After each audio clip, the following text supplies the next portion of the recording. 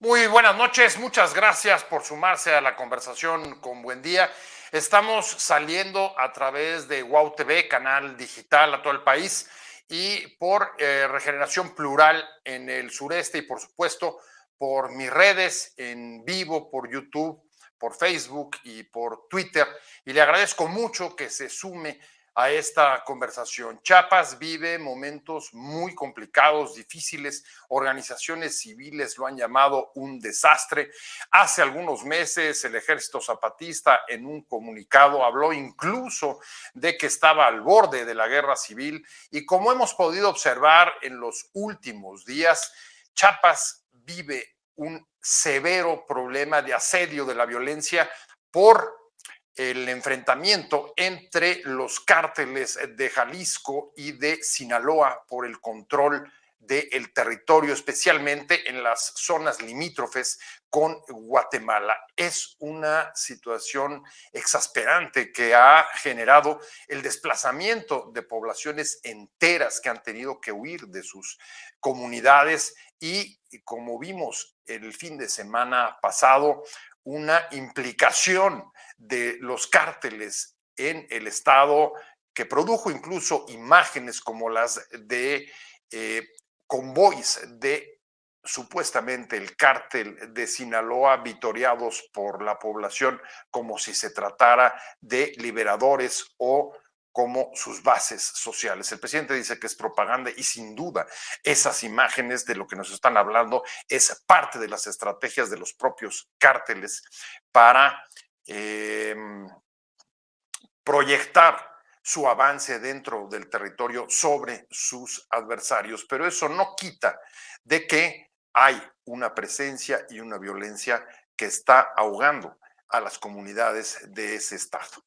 Frente a esto, ¿qué es lo que ha hecho? ¿Cuál es la respuesta del Estado? La respuesta del Estado ha sido más o menos la misma que ha ocurrido en este, y déjame decirle también en el anterior gobierno, porque hay poco nuevo bajo el sol.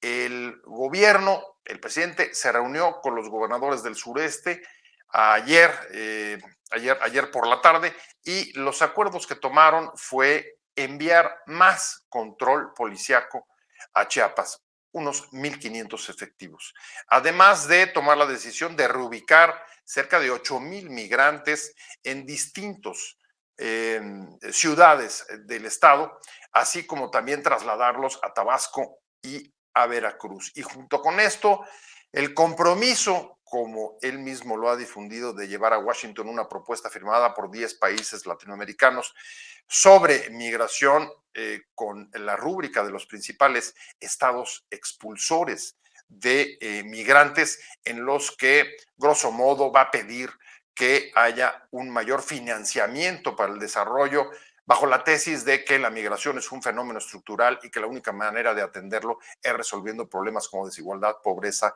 y desarrollo en los países suramericanos y centroamericanos, que es de donde ha llegado el mayor grupo de contingentes con los del Caribe, los cubanos, por ejemplo.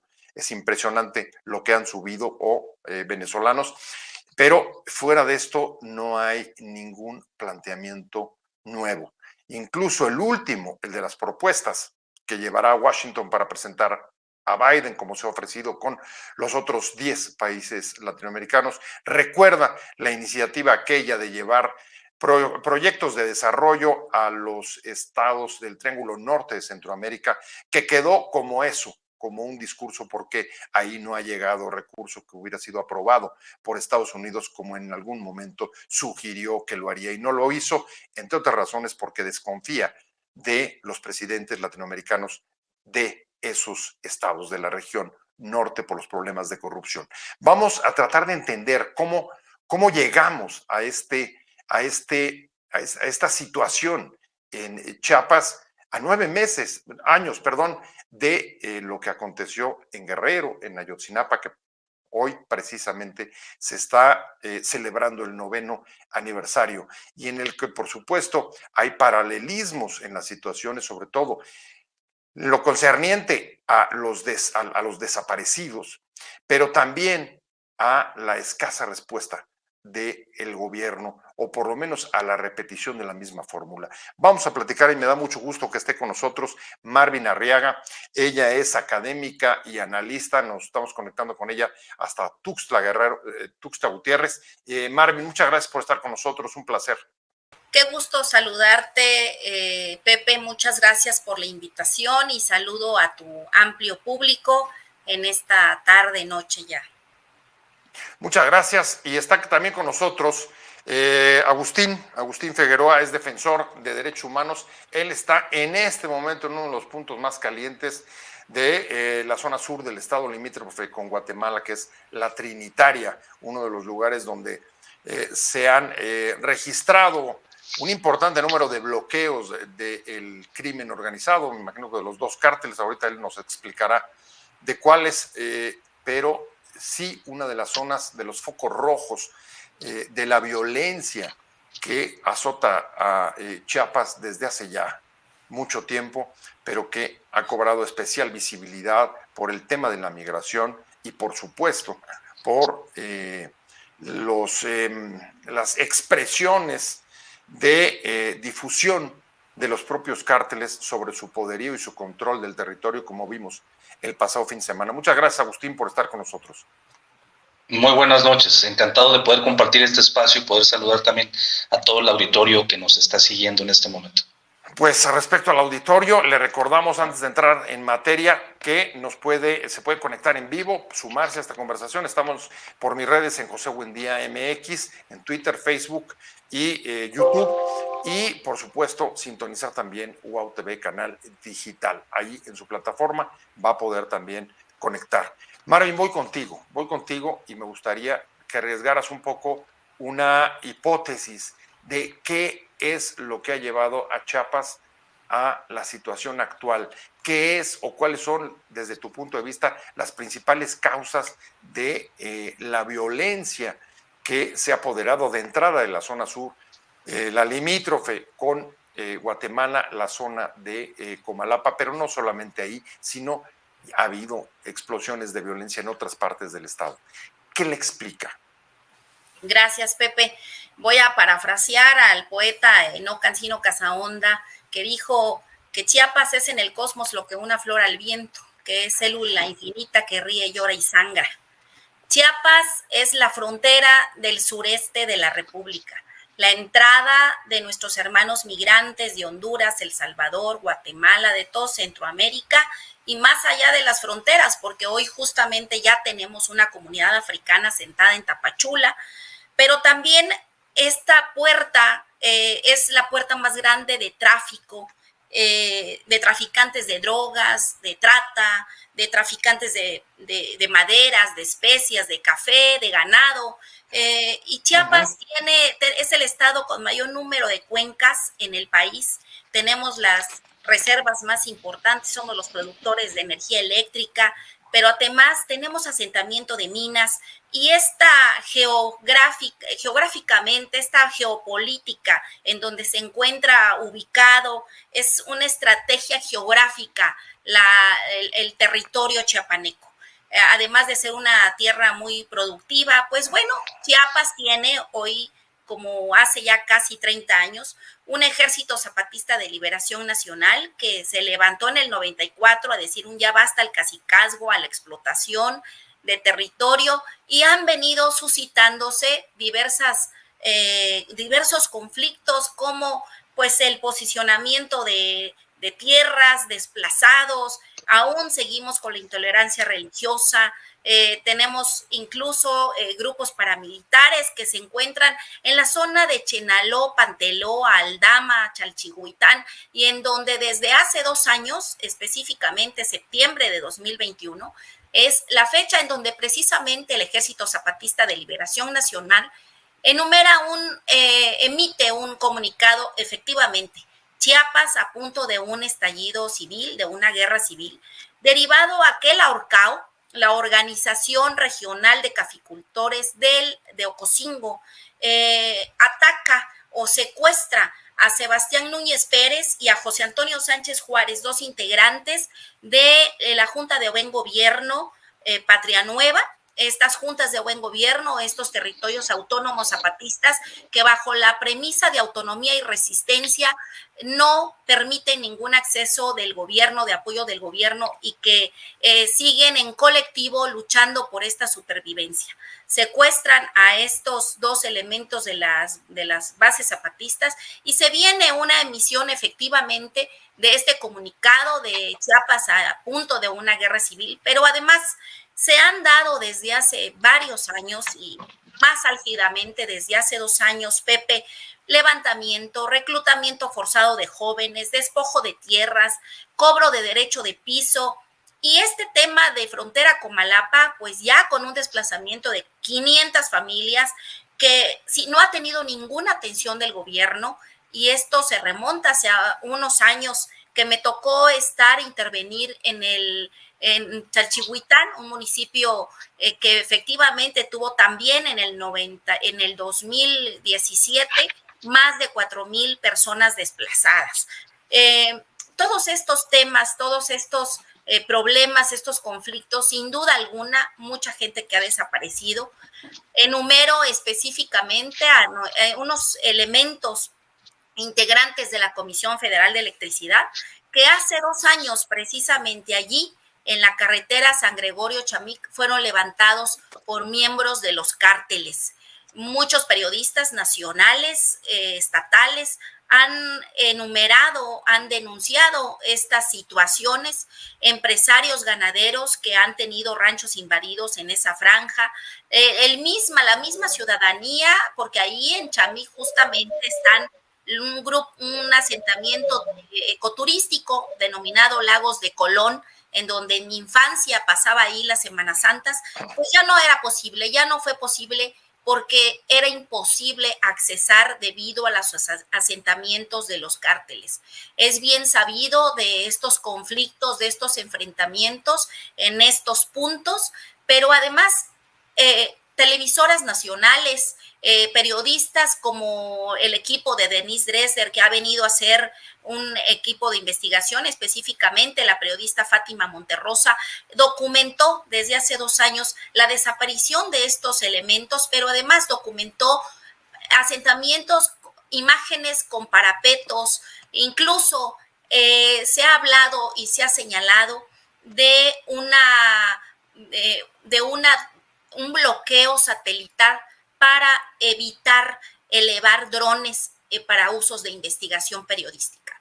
Los sucesos de muertes de gente levantada, como vulgarmente se le dice a los secuestros de los desaparecidos, han ido calentándose cada día más hasta llegar pues a un estado fallido, como le he llamado, esta ausencia de las instituciones del Estado de manera estructural, esta pérdida de autoridad que hace que desafortunadamente a través de aplausos y vítores, pues la ciudadanía pueda tener la garantía de la seguridad a través de otro cártel.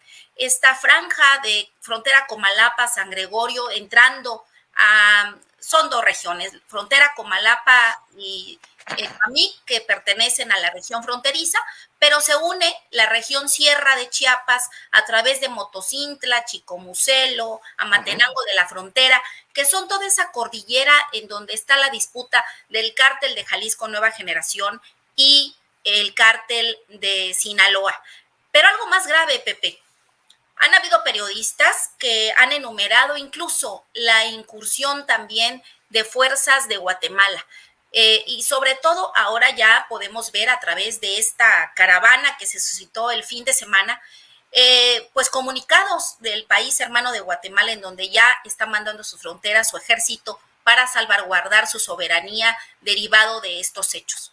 Hechos muy lamentables, con una ausencia verdaderamente del Estado. Yo más que gobierno hablo de esta teoría de Max Weber, en donde nos enumera que una de las cualidades principales de un Estado pues es garantizar el monopolio de la violencia coactiva y que pues ahora esto no se está dando. ¿Por qué digo coactiva? ¿A qué se refiere? Pues a precisamente que las fuerzas militares, las fuerzas policíacas son las únicas de dar garantía del Estado de Derecho y de la paz para la ciudadanía. Muy lamentable, yo dejaría aquí por esta primera etapa mi comentario, si no le voy a dejar a Agustín que comente. No, Agustín, fíjate que ya nos había empezado a adelantar algo de esto, y antes de meterme un poco más a conocer cuál es el origen de esta disputa entre los cárteles, entre Sinaloa y Jalisco Nueva Generación, que ya se ha apuntado, Marvin, te quería preguntar, Agustín, en efecto, tras el anuncio del envío de 1,500 efectivos adicionales del gobierno federal, de la Guardia Nacional a Chiapas, tú nos decías que hay una reacción en la frontera y que el gobierno guatemalteco envió a 2,000 efectivos a cuidar la frontera. Explícanos eso. ¿Es el temor a qué? ¿A que la violencia cruce a su territorio? ¿Cuál es, digamos, la explicación? Sí, bueno, efectivamente, sumando un poco a lo que la maestra Marvin estaba comentándonos hace un momento muy apropiadamente, con toda la experiencia que ella ha tenido durante tantos años de trabajar en las fronteras, yo sumaría un aspecto importante. Creo que todo este vacío que hemos estado constatando en el Estado de Derecho y en el abandono de un Estado, de una frontera que siempre fue considerada como la última frontera de México, cuando en realidad fuimos la primera por determinación propia y por un plebiscito decidir anexarnos a la República Mexicana. Bueno, dicho sea de paso, habría que considerar también las circunstancias de pobreza extrema en la que Chiapas siempre ha vivido, y con la gran cantidad de grupos indígenas, de comunidades que están muy desfavorecidas y que, bueno, desgraciadamente, todo esto se ha venido conjugando a partir de 1994 y una frontera demasiado porosa que nos ha mostrado muy dramáticamente lo que hoy día estamos viviendo. Y efectivamente, volviendo a la... ¿Es tan porosa que por eso 2,000 efectivos guatemaltecos a la frontera? Sí, efectivamente. Para que no pasen de allá. No, claro, bueno, lo que estamos viviendo aquí, concretamente, yo puedo dar testimonio de esto, porque día con día lo hemos estado percibiendo. Venimos de 12 días, casi 15 días de bloqueos constantes, carreteros, donde, bueno, la población está harta y cansada. Pero todas estas circunstancias orilló a que precisamente el día de ayer se hiciera una alarma binacional y el gobierno de Guatemala decidiera enviar prontamente a su frontera 2,000 elementos a custodiarla para evitar que las circunstancias y los enfrentamientos constantes pudieran ingresar a su territorio. Y de hecho, tenemos información que es muy reciente, que 2 elementos fueron detenidos, 2 personas con armamento fueron localizadas ya dentro de la frontera guatemalteca, y creo que esto nos está dando una pauta muy importante, fuera de las lecturas que son dramáticas en las circunstancias que bien nos explicaba anteriormente la maestra Marvin. Es también sumarle la visión y la relación que estamos teniendo con nuestro vecino país de Guatemala, porque es bien sabido que 2 cárteles mexicanos están en disputa de esta región de la frontera, que de alguna manera representa, por esta geopolítica de posición estratégica, pues bueno, es un ingreso fácilmente también a Guatemala. Y esto creo que nos está dando muchas lecturas. Desgraciadamente, estamos viviendo un cierto abandono, un cierto, yo diría, apatía, porque llevamos 2 años, Pepe, 2 años viviendo esto. Cuando estábamos en plena pandemia, permítanme comentarles a todo el auditorio que nosotros no nada más nos cuidábamos de la pandemia, nos cuidábamos también de estas circunstancias que ya estábamos viviendo en esta frontera.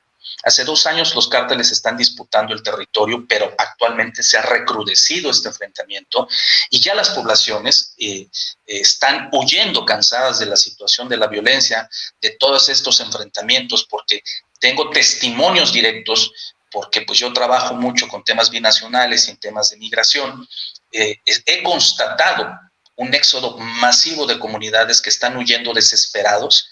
Hace unos días tuve la oportunidad de platicar con un profesor, un director de una escuela primaria, precisamente de la zona sierra del municipio de Motocintla, que me decía que era muy lamentable que la mitad de su grupo prácticamente ya no estaban asistiendo a clases, y esto era porque habían decidido huir de la región, y muchos de ellos irse a Estados Unidos a buscar una oportunidad de protección y vivir en seguridad. Creo que esto está reflejando mucho de lo que estamos viviendo día a día, y que las autoridades se han tardado tristemente en reaccionar, y creo que las consecuencias ya las estamos viviendo en diferentes áreas de nuestra sociedad. En la parte económica es importantísimo entender que, bueno, las mercancías no están circulando, no están llegando, hay desabasto no nada más de medicamentos, también de muchas mercancías.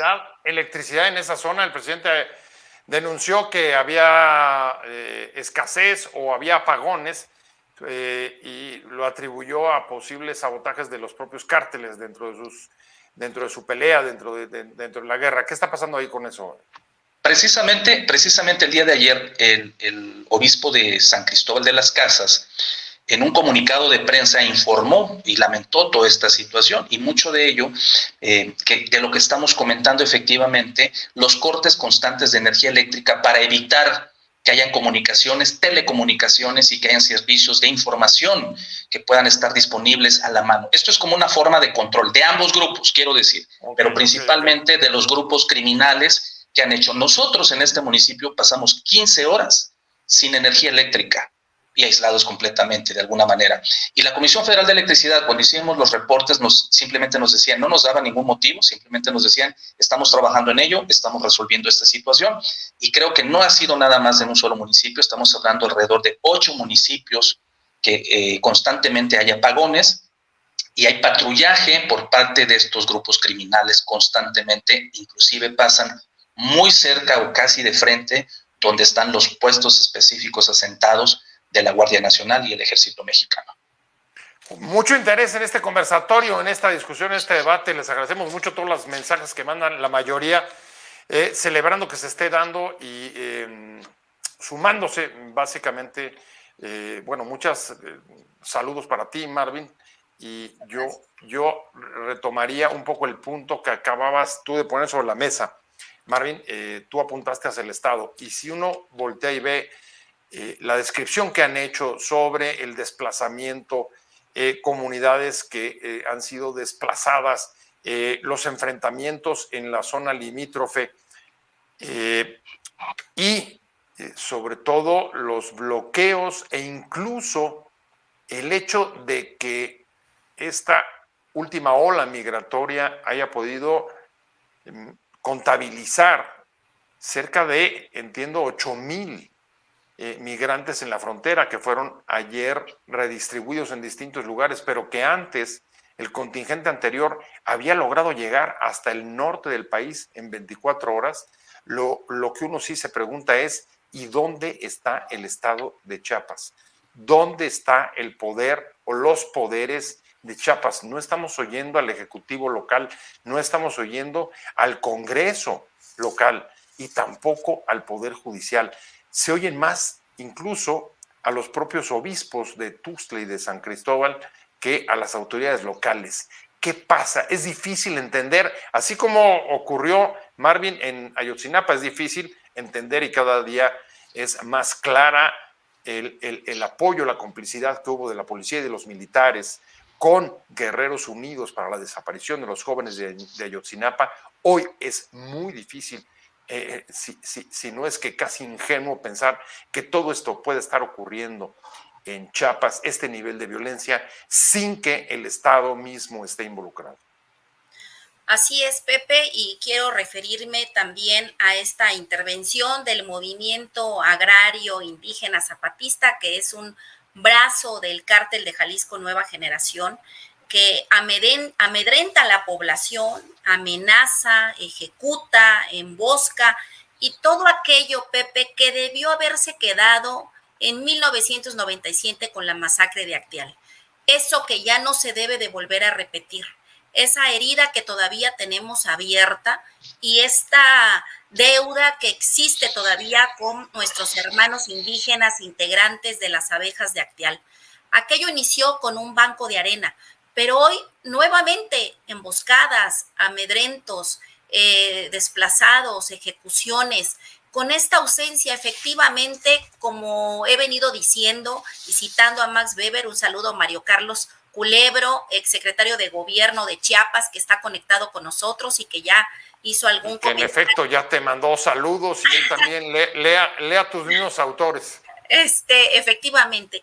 ¿Por qué enfatizo en esto? Porque efectivamente, cuando se pierde el monopolio del uso y las garantías de las fuerzas de seguridad pública y vemos este desfile de más de 20 camionetas blindadas con integrantes de los cárteles con armas largas de uso exclusivamente el ejército, estamos hablando de una ausencia de autoridad, además sin ninguna presencia de la fuerza pública, de la seguridad pública, cuando ahí en esa línea y en ese territorio donde transitó el convoy hay un cuartel de la Guardia Nacional y un cuartel del Ejército que estuvo replegado.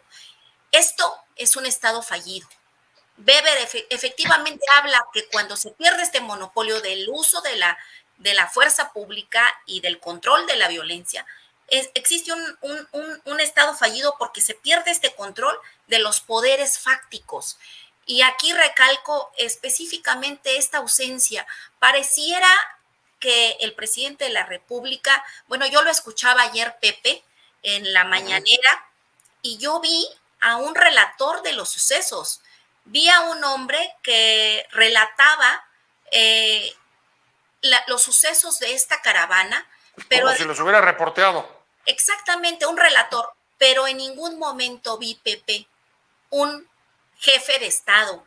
No vi al mandatario de todos los mexicanos asumiendo su responsabilidad y esto es sumamente grave. No asumir como jefe de Estado esta responsabilidad es grave, pero además, ¿cuánto tiempo han venido las denuncias? Y efectivamente, la diócesis de San Cristóbal ha sido un acompañante, porque ahí en frontera con Malapa hay un albergue para migrantes que atiende la diócesis de San Cristóbal, un albergue que prácticamente ha estado vulnerable precisamente por el alto índice de trata, por el alto índice de desaparecidos. Están matando a nuestros jóvenes, los están levantando para ser adiestrados con los malos. Y esta ausencia de autoridad y esta ausencia del Estado de Derecho vulnera a la ciudadanía. Antes en Chiapas podías transitar a lo largo y ancho. Hoy los mismos grupos indígenas, si vas de turismo a San Juan Chamula, Sinacantán, algún lugar turístico, te dicen, salga antes de las 3 de la tarde porque después de las 3 ya no puede transitar. Hemos sabido y están documentados los secuestros en las carreteras, las intervenciones violentas, y esto no puede ser más que efectivamente esta ausencia del Estado de Derecho. Y yo hacía una reflexión a antier y me preguntaba y le pregunto a tu auditorio, ¿realmente estamos tan solos? Pues es una pregunta durísima, durísima, sobre todo después de la crítica que acabas de hacer el presidente y la intervención que tuvo ayer respecto de Chiapas. Y hay dos puntos que me importa mucho de lo que dijo ayer. Y voy contigo, Agustín, luego regreso contigo, Marvin, pero una de las cosas que dijo es lo que vimos de las imágenes de los convoys aplaudidos por la población es simplemente propaganda. Y dos, dijo conminó a la población a resistir, a aguantar y no subordinarse a los malos, refiriéndose a los cárteles. Agustín, ¿qué opinión te merece esos dos comentarios? Una, si te parece que simplemente se puede descartar como propaganda o estamos hablando de bases sociales o de estrategias de guerra. Y dos, si la respuesta que están esperando en Chiapas es aguanten, resistan, que el pueblo no se subordine y que se mantenga con la cara en alto frente a la guerra de dos cárteles. Pepe, yo creo que definitivamente cuando la realidad nos rebasa, nuestras capacidades se ven en juego y quedan al descubierto, porque para muchos de nosotros que nos dedicamos a diferentes áreas de la defensa de los derechos y las libertades, sabemos plenamente que esto está desbordado. Se ha hablado por muchos años de esta realidad, pero no podemos confundirnos y tratar de equivocarnos, porque él mismo ha asegurado, el presidente de la República, que el pueblo no es tonto y no se le engaña.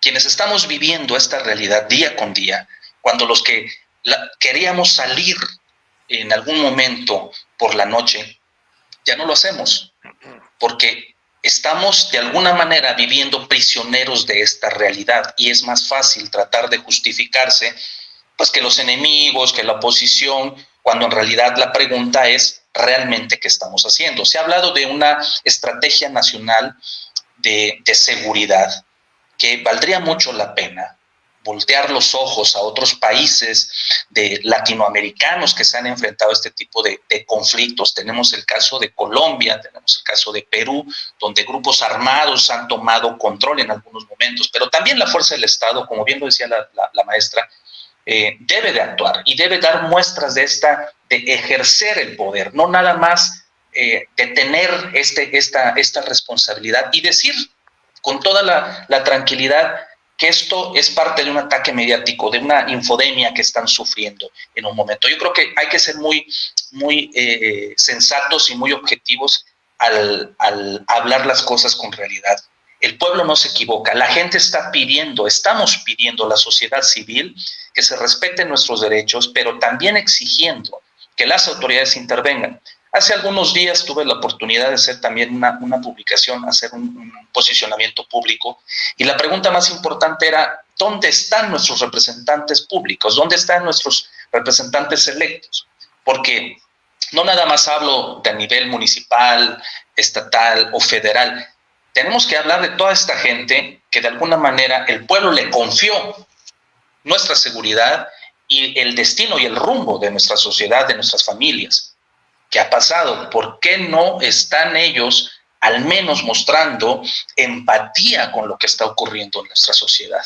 Son muchos municipios y este fenómeno se está extendiendo de una manera tan grotesca, tan descarada, porque quiero también de alguna manera también reconocer que aunque se ha agravado en los últimos 2 años, por decirlo de alguna manera, es algo que hemos vivido durante décadas y muchos años también hemos sufrido de esto. Pero hoy día, cuando hay este espacio vacío donde nadie quiere ocuparlo y nadie quiere tomar la papa caliente en las manos, evidentemente la población comenzamos a sentir frustración. Tenemos el temor por nuestra seguridad y la de nuestra familia y nuestros hijos, porque hay historias, en verdad, permítanme decirles, he platicado con algunas señoras que han llorado profundamente, han tenido que salir huyendo porque llegan estos grupos armados a rafaguear casas, a amedrentarlos, a quitarles el ganado de los ranchos para que lo coman. Amigos cercanos han perdido inclusive cosechas enteras porque ya no pueden ingresar a sus propiedades. Entonces creo que todas estas consecuencias las vivimos todos los días con historias dramáticas, y no es posible que sigan pensando que esto es parte de un ataque mediático o que se trata de enemistar un partido con otro. No, señores, esto no es un tema necesariamente político. Estamos hablando de derechos fundamentales donde la población merecemos vivir en paz y merecemos en todo momento el libre tránsito y poder nosotros dormir tranquilos y decir: hice bien en elegir a un político, a una mujer, a un hombre, quien sea. Pero el rumbo de este país no se determina únicamente por una acción separada. Creo que la población también, como en este momento, está saliendo a exigir lo que antes se había callado. Creo que en el 94 fue un ejemplo muy claro, cuando después de toda esta represión y todos estos enfrentamientos que hubieron, sale un grupo y alza la voz y el mundo volteó los ojos a Chiapas. Y creo que este es otro momento importante donde ya la población está saliendo y está tomando cartas en el asunto que no han querido ellos hacer, y que precisamente en este momento... Danos ejemplos. O sea, el día de hoy, articulación de la sociedad civil, hay por supuesto. ¿Qué clase de acciones están tomando? La más inmediata. El día de ayer, 45 comunidades en el municipio de Siltepec salieron a marchar exigiendo, todos vestidos de blanco, por la paz, exigiendo que el ejército no se desplace de los lugares donde deben de estar. Porque hemos visto que llegan convoys completos, se instalan en un punto y no hacen patrullaje. Pasa el patrullaje que lo hacen después de las 6 de la tarde, entre 6 y 8 de la noche salen los grupos armados. Estamos hablando de 20, 30 camionetas blindadas con alto armamento de alto poder. Pasan a 20, 30 metros de donde están ellos y como no reciben la instrucción de intervenir, pues no se hace nada. Y la población ya se cansó. El día de ayer, en Siltepec, salieron 45 comunidades de diferentes regiones a exigir esto. Y creo que ahora es sí o sí tienen que actuar, porque ya la población de esto, quiero decir algo muy importante que también hay que mencionar. Otros municipios que ya se mencionaron hace un momento, surgieron grupos armados que se autodenominaban autodefensas, ¿no?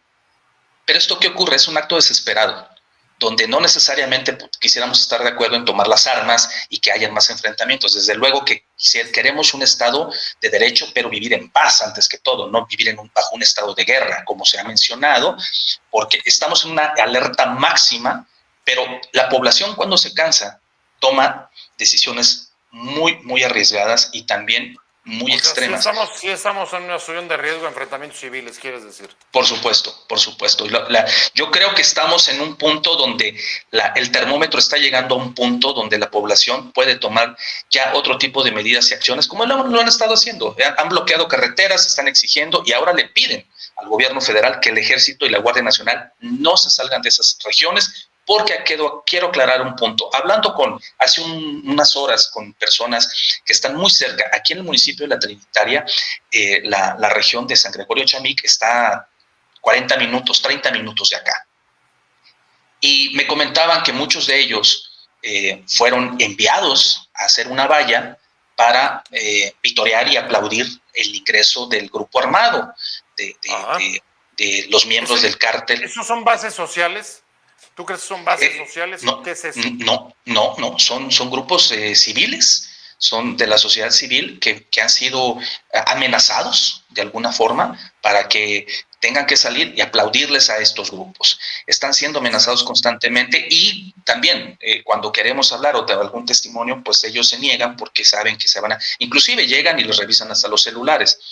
Estamos viviendo un desborde total, brutal, de atropello y violaciones de todos los derechos fundamentales que nos podamos imaginar. Entonces, ¿qué ocurre esto? Cuando estamos en guerra, pues dicen que esto es lo que más frecuente, ¿no? Una de las características más frecuentes que ocurren este tipo de violaciones. Y yo creo que estamos en una alerta tremenda, no es para menos.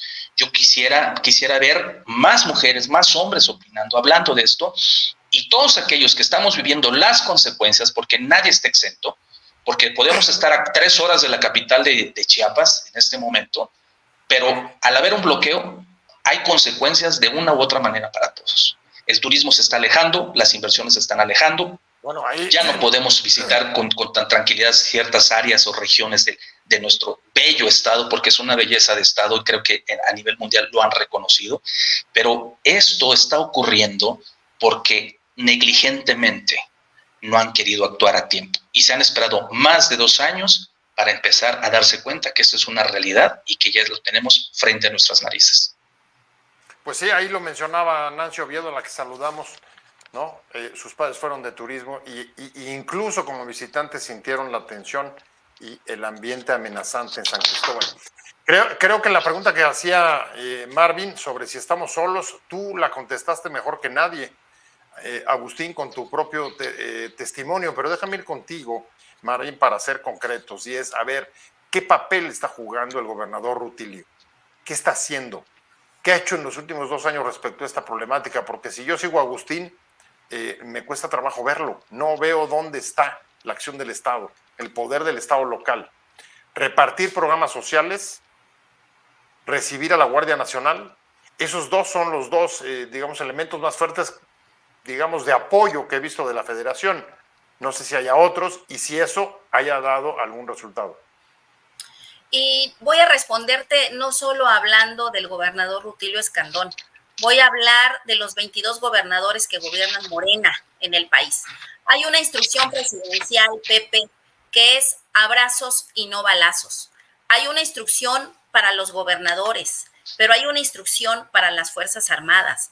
Una Guardia Nacional creada, que fue creada más que para salvaguardar la seguridad pública y la soberanía del país junto con el ejército mexicano, pareciera que fue creada para que efectivamente estas diásporas de migrantes sean humillados. Hemos visto en muchos canales, en muchos reportajes, cómo los hermanos migrantes que entran, por lo menos aquí en Tapachula, humillan, golpean a nuestros elementos de la Guardia Nacional y no meten una sola mano. Esa instrucción presidencial yo creo que ata de manos también a los gobernantes. Debieran de asumir su responsabilidad, no quiero defenderlos, pero en esa instrucción presidencial, ¿qué puedes hacer, Pepe? ¿Cómo puedes reaccionar? ¿Cómo puede reaccionar un mando regional militar? ¿Cómo puede reaccionar un gobernador que de alguna manera obedece implícitamente las instrucciones presidenciales? Y yo quiero recalcar, estoy de acuerdo con el presidente de la República en no querer más violencia, en no querer más derramamiento de sangre. Pero el problema es que sí viene la violencia del otro lado, Pepe. Las fuerzas institucionales se quedan de brazos cruzados. Lo hemos visto en Guerrero, lo hemos visto en Michoacán y lo estamos viendo aquí. Pues impera la violencia táctica, la del crimen, la que no queremos, la que hace desaparecer los jóvenes, la que mata periodistas, la que extorsiona, la que impone sus reglas. Pero en ese sentido yo sí soy enfática. No queremos la violencia ni el derramamiento de sangre. Pero el tema es que sí viene la violencia del otro lado y el presidente de la República está evadiendo su responsabilidad. No está siendo sensible al dolor de la ciudadanía. Y aquí enumero y mi abrazo para los deudos de los jóvenes de Jalisco, de Lagos de Moreno. Se ríe al otro día cuando la gente está llorando, cuando todo el país nos duele. Lo que caracteriza esto es efectivamente una evasión de esta responsabilidad. Y esto es muy preocupante porque no se está garantizando la paz desde el Estado, Pepe. Pero yo enfatizo, creo que esta instrucción presidencial y en el que de manera vertical Fuerzas Armadas, gobernadores vienen alineados a la instrucción del presidente de la República, no puede ser posible. El Estado fallido tiene que ser precisamente, porque ya no cumple esta función garante del orden, garante de la paz. Está desplazada las instituciones y las fuerzas policíacas. Perdón que te interrumpa, Marvin. ¿Es inacción o es encubrimiento o colaboración? Porque no es lo mismo. Una cosa es no moverte y otra cosa es apoyar o colaborar. Son cosas distintas. Bueno, pues yo he venido hablando específicamente de este Estado fallido, de esta ausencia de autoridad, pero es también, se le fue de las manos, ya no hay autoridad, no hay ese valer del Estado de Derecho. Y sin duda alguna, Pepe, si quieres que sea más específica, yo creo que efectivamente hay una coalición. ¿Cómo ves, Agustín? ¿Compartes? ¿Es inacción? ¿Es colaboración? ¿Qué es lo que están viviendo y que explica, en definitiva, el que el agua haya llegado al río? En el caso de Chiapas. Coincido parcialmente en todo lo que hemos venido comentando y analizando conjuntamente. Creo que México tiene grandes problemas que resolver que son de antaño y que no necesariamente se resuelven en 6 años. Eso me queda muy claro. Y también nosotros como sociedad hemos sido permisivos en muchos aspectos de la clase política mediocre. No quiero decir que todos, no voy a englobar, habrán algunos políticos y políticas que tienen un quehacer interesante de responsabilidad para quienes los eligieron, pero muchos nada más llegan a buscar reflectores, a quedar bien con el señor presidente, con el señor gobernador, y entonces no vemos una separación real de los poderes del Estado. Y entonces los poderes fácticos son los que llegan y se apoderan de estos espacios que muchos no han querido utilizar. Entonces, de que nos sentimos solos o mal acompañados, en muchas ocasiones sí nos ocurre, pero yo no me atrevería a asegurar tampoco que haya esa complicidad. Sin embargo, el hecho de ocuparnos de otros asuntos que también son de importancia y gran relevancia, como el hecho de el combate a la corrupción, cada administración tiene un eslogan, un lema de campaña que tiene que desarrollar durante los 6 años de su mandato. Y bueno, en este caso, la administración del presidente Andrés Manuel López Obrador, pues es el combate a la corrupción, ¿no? Y sacar a México por el bien de todos, pues primero los pobres. Creo que tiene mucho sentido lógico en la parte social, pero cuando hablamos simplemente de un eslogan y que nos dedicamos a eso y descuidamos esta parte de la seguridad, pues entonces comenzamos a ver otros aspectos. Hace unos días vimos la extradición del hijo de Joaquín El Chapo Guzmán, que fue enviado en una fecha, de Ovidio, en una fecha muy estratégica para que fuera enviado en extradición a los Estados Unidos. 15 de septiembre. Bueno, tú lo sabes. Yo creo que mucha de la población nos damos cuenta de lo que está pasando. Esto es un juego de poder, es un juego mediático importante porque todos los días se marca agenda mediática y política desde Palacio Nacional. Pero la verdadera razón de ser de las políticas de Estado se crean precisamente en el pueblo. Porque si vamos a fundamentarnos y nos vamos a basar en el tema democrático, pues bueno, el poder reside en el pueblo y el pueblo está exigiendo vivir en paz y está exigiendo que se resuelvan asuntos sin descuidar lo que es prioritario para las familias y para nuestra integridad y la seguridad, porque de nada sirve que lleguemos a un punto. Sí. Déjame detenerme en ese punto porque me parece muy importante. Con esto voy hacia el cierre del programa, Agustín. Déjame ir con Marvin y voy a cerrar contigo. Y es, a ver, el presidente lo que está pidiendo a la gente es a los pobladores, a los chapanecos, dice, apóyenme, resistan, no se subordinen. ¿Eso te hace sentir más sola, Marvin? ¿Qué va a hacer el pueblo de Chiapas? ¿Está dispuesto a resistir? El propio pueblo tiene que dar un paso al frente para evitar que siga perdiendo terreno frente a la violencia. ¿Es esa la estrategia correcta? ¿Tú qué opinas?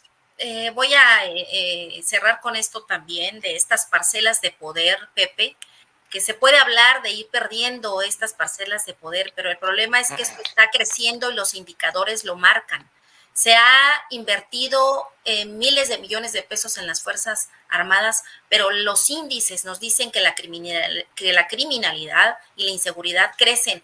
Y para un ejemplo, la revista Science, Alejandro Jope retomó estos indicadores, que la revista Science nos enumera que el crimen organizado es el 5º lugar como empleador en México. Es decir, alguien que vive fuera de la ley es el mayor reclutador del país. Y no estamos hablando de comercio informal, estamos hablando del crimen violento, de una fuerza que mata, de una fuerza que pone sus reglas. No podemos, la ciudadanía, solapar esto. No podemos permitir que efectivamente digamos sí a que ayudemos a un presidente que se ríe, que se burla, que ignora el dolor ajeno y no podemos solapar esto. Para eso tenemos una herramienta importante, es el sufragio, es hacer valer verdaderamente la democracia y sobre todo que estas próximas elecciones tengamos la participación ciudadana. Yo a todo tu auditorio les digo, les invito a hacer esta reflexión y efectivamente yo creo que estamos a una puerta de una elección de Estado. Hace unos días tuvimos aquí a la candidata Claudia Sheinbaum y alrededor del foro pudimos ver cientos de camiones, de buses, de transporte, de acarreo. Yo creo que casi 20, 25 millones de pesos en acarreos. ¿Que eso iba a terminar? Eso es hipocresía, eso es mentira. Esto sigue funcionando y no podemos permitir estar en 2024 ante una elección de Estado. Pues ahí está, Agustín, la invitación a la resistencia. a que el pueblo lo apoye. ¿Qué te parece? ¿Qué te parece tú desde la zona de conflicto, digamos? Chiapas ha demostrado históricamente ser un pueblo que sabe vivir, pero que sabe exigir también. Es un pueblo noble, de mujeres y hombres capaces, que nos han legado una sangre no nada más de cultura y de tradiciones, sino también de valor, y lo ha demostrado en diferentes etapas de la historia reciente, inclusive a partir del conflicto armado zapatista, que fue una enorme lección. Y yo creo que más allá de los temas políticos, electorales, porque estamos hablando también que todo se mezcla y todo es utilizado a favor o en contra de algunos según cómo convenga. Pero sí es importante que si queremos caminar hacia una democracia real, queremos estar a la altura de un país como México, debemos como sociedad participar. Estoy totalmente de acuerdo con la maestra Marvin que el sufragio es muy importante porque muestra de alguna manera el gusto de nuestra población, pero también debemos entender, Pepe, que mientras sigamos viviendo en la ignorancia, mucha gente no va a reflexionar en el voto. Simplemente ven y se conforman con recibir despensas, con recibir programas que son asistencialistas y no vemos las consecuencias de lo que pueda ocurrir. Creo que hay elementos, debo valorar también que han habido esfuerzos como una revocación de mandato, como ciertas modificaciones a nuestras leyes y reformas que se han intentado. De participación ciudadana también es muy importante. Estamos caminando a eso, sin embargo, estoy de acuerdo que en el Estado de Derecho estamos totalmente abandonados. Creo que es momento de dejar esto en manos de quien corresponde, no solamente de la sociedad, a todos esos representantes de sufragados, políticos, diputados, presidentes de la República, los 3 niveles de gobierno, trabajar en coordinación para que garanticen realmente hacer de este país lo que merece. Y creo que como población nosotros también seguir participando, desde luego elevando la voz, empoderando todas esas voces importantes de jóvenes, de mujeres, todos debemos de participar y creo que lo merecemos. Y desde Chiapas yo les mando un saludo muy, muy, muy grande, un abrazo, les agradezco infinitamente el espacio, Pepe, que nos han brindado en esta ocasión para hablar y llegar, porque estas voces lo que necesitamos es que sean escuchadas e invitar a todos ellos que nos repliquen, por supuesto, y que desde cualquier punto donde nos dediquemos a trabajar o colaborar, hagamos que nuestra voz sea escuchada. Agustín Figueroa, defensor de derechos humanos, te agradezco muchísimo que haya estado con nosotros. Cuídate, él está ahí en la Trinitaria, una de las zonas calientes, muy calientes en este momento en Chiapas, en la 40, 50 kilómetros de la frontera de Comalapa. Y pues cuídate, hay que andar de verdad con mucho cuidado. Muchas gracias, así lo estamos haciendo, Pepe. Un abrazo para todos ustedes. Muchas gracias y por supuesto, un placer y un honor haberte recibido, Marvin Arriaga, como siempre, académica, analista y además, como dices, una rebelde digna. Muchas gracias, Marvin. Muchas gracias. Un placer haberte tenido. Encantada de estar contigo, con tu público, y enfatizo, Pepe, en que no morirá la flor de la palabra. Podrá morir del rostro de quien la nombra hoy, pero la palabra que vino desde el fondo de la historia y la tierra no podrá ser arrancada por la soberbia del poder.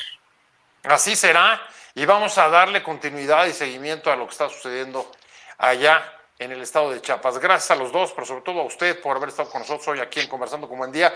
Le agradezco mucho que se haya sumado a esta conversación. Nos llegaron muchísimos comentarios, pero sobre todo saludos.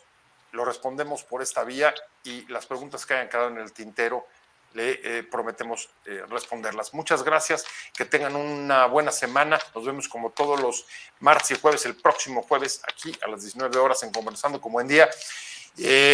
Muchas gracias, estamos saliendo por WOW TV, ahí puede sintonizarlo y por supuesto puede ver las repeticiones en el momento que quiera en mi plataforma y en Facebook, Twitter y YouTube. Gracias a Fernando Robles, que es el productor de este programa y el que nos permite hacer esta articulación, esta conversación y expandirla. Les recuerdo, vamos creciendo. Si se suscriben a mi canal de YouTube, vamos a poder ir más rápido. Ayúdenos con eso. Y mientras tanto, pues como ya le decía, una muy buena semana y nos vemos el próximo jueves. Adiós. Hasta luego.